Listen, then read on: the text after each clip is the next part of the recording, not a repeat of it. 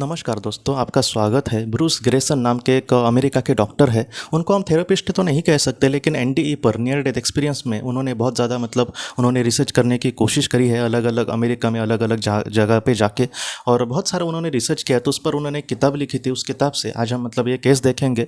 वो ये कहते हैं कि एक बार उनकी मुलाकात जो थी वो एक हेनरी नाम के एक इंसान के साथ हुई थी। वो जो हेनरी था उसके जीवन में कुछ इस तरीके से बातें चल रही थी कि वो अपने जीवन से बहुत ही ज़्यादा दुखी था। एक तो अपने जीवन में वो संघर्ष कर रहा है और उसके जो माता पिता थे वही उसके लिए सब कुछ थे। कुछ ऐसे जीवन में उसके हादसा हुआ दोस्तों, और उसके पिताजी जो थे वो बीमार हो गए और अचानक इस दुनिया से चले गए। तो वो दुखी हो गया। अपने माँ को कहीं ना कहीं वो सहारा देने की कोशिश कर रहा था और माँ को भी इसका ही सहारा था। तो इस तरीके से माँ बेटे जी रहे थे। लेकिन कुछ सालों के बाद दोस्तों उसकी जो माँ थी वो भी इस दुनिया से चली गई। और तब दोस्तों हेनरी जो था एकदम अकेला पड़ गया और उसको यही लगा कि जो लोग मेरे लिए भगवान जैसे थे, अगर आज वही नहीं है तो मैं आखिर क्या करूँ। तो इस तरीके से दोस्तों उसने शराब उठा ली और अपनी जो हंटिंग जो शिकार वगैरह करने की जो गन होती है वो उठाई और वो कब्रिस्तान चला गया। और उसके माँ और पापा का जहाँ पे कब्रिस्तान में जगह थी जहाँ पे उनको दफनाते हैं, उस जगह पे जाकर उसने वो कहता है, खुद ही कहता है कि मैंने बहुत सारी शराब पी। और उसके बाद दोस्तों उसने यही सोचा कि मैं यहीं पे मर जाता हूँ जहाँ पर मेरे माता पिता है। और बाद में उसने अपने आप को भी गोली मार दी दोस्तों।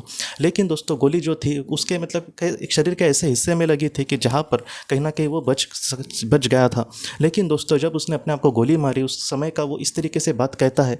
वो ये कहता है कि गोली लगने के बाद सब कुछ एकदम शांत हो गया, मैं नीचे गिर गया। और उसके बाद वो ये कहता है कि एक बहुत ही सुंदर भरा ऐसे एक पार्क जैसे होता है जहाँ पे बहुत सुंदर पेड़ पौधे हैं, बहुत ही सुंदर ग्रास है, घास वगैरह है, कितना सुंदर ऐसा नज़ारा था वहाँ पे।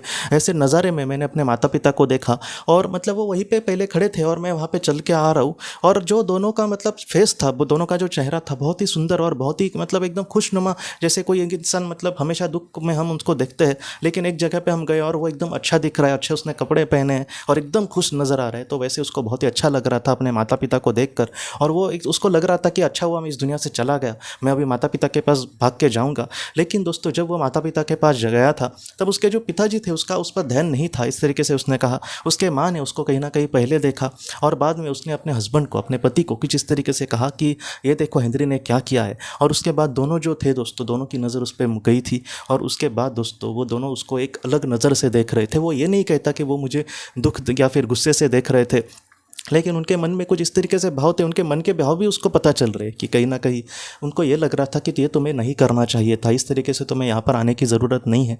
और उसके माता पिता ने बाद में उसको इस तरीके से भी कहा कि एक दिन हमारी ज़रूर मुलाकात होगी बेटा, लेकिन तुम्हें अपने जीवन का जो कर्तव्य है, जीवन का जो उद्देश्य है वो पूरा करने की कोशिश करनी होगी। हमारा जो आशीर्वाद है, हमारा जो प्यार है वो तुम्हारे प्रति कभी भी कम नहीं होगा। तुम मत चिंता करना, तुम अपने जीवन में आगे बढ़ना, हम हमेशा तुम्हारे साथ है बेटा। हेनरी ये कहता है कि उस बातों में इतना वजन था, या फिर उस बात में इतना ये था दोस्तों कि कैसे दोस्तों कि कोई एक ऐसा इंसान जिस पर आप 100% भरोसा करते हो, ऐसा इंसान अगर आपको छोटी सी भी बात बोले तो हम उसको सीरियसली लेंगे। तो वैसे ही इसके माता पिता ने उसको बातें कही और उसको बहुत अच्छा लगा।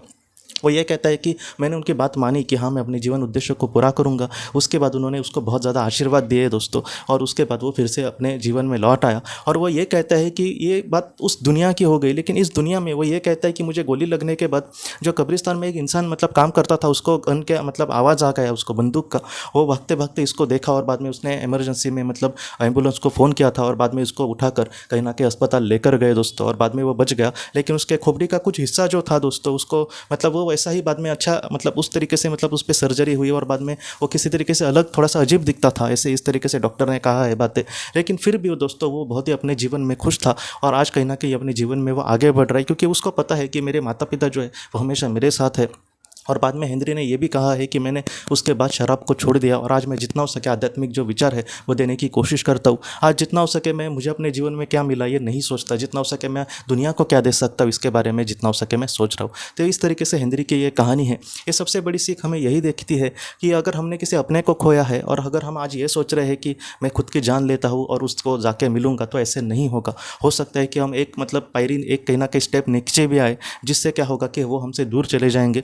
दूसरा दूसरा ये हो सकता है कि उनको अच्छा नहीं लगेगा कि हमने जो किया है, इसलिए वो मतलब ज़्यादातर हमारी जो मतलब आत्मा है वो यही डिसाइड करती है कि मैं फिर से तुरंत जन्म लेके जो भी कर्तव्य है उसको पूरा करने की कोशिश करता हूँ, क्योंकि जो अधूरा काम रह गया है उसको। तो इस तरीके से मतलब आत्माएं डिसाइड करती है, मतलब कहीं ना कहीं खुद की जान लेकर हमारा कुछ भी अच्छा नहीं होने वाला, सिर्फ और सिर्फ जो मिलेगा वो दुख ही मिलेगा। हो सकता है कि नेक्स्ट लाइफ में, क्योंकि इस पे औरतों ने बात कही है कि अगले जीवन में इससे भी मतलब बड़े दुख आ सकते हैं। ये तो दुख आएंगे ही जो अभी फिलहाल के जीवन में है, जिससे हम परेशान हैं, इससे भी ज़्यादा आ सकते हैं। इसलिए जितना हो सके जो भी परिस्थितियाँ है उसको आप सामना करने की कोशिश करना।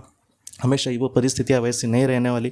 हो सकता है कि फ्यूचर में उससे रिलेटेड आपको कुछ मदद मिले और आप शांति से जी सके। ऐसे बहुत सारे लोगों के साथ हुई है घटना, इसलिए आप कभी भी हिम्मत मत हारना। आपके जो अपने हैं कहीं ना कहीं हमेशा आपके साथ जुड़े हैं, उनके साथ आपकी ज़रूर मुलाकात होगी। आपके जो अपने हैं हमेशा आपके साथ है, आप ज़रा भी चिंता मत करना दोस्तों। तो दोस्तों हम अपने अगले वीडियो में मिलते हैं। आप अपने परिवार का ख्याल रखना। आपका बहुत बहुत धन्यवाद।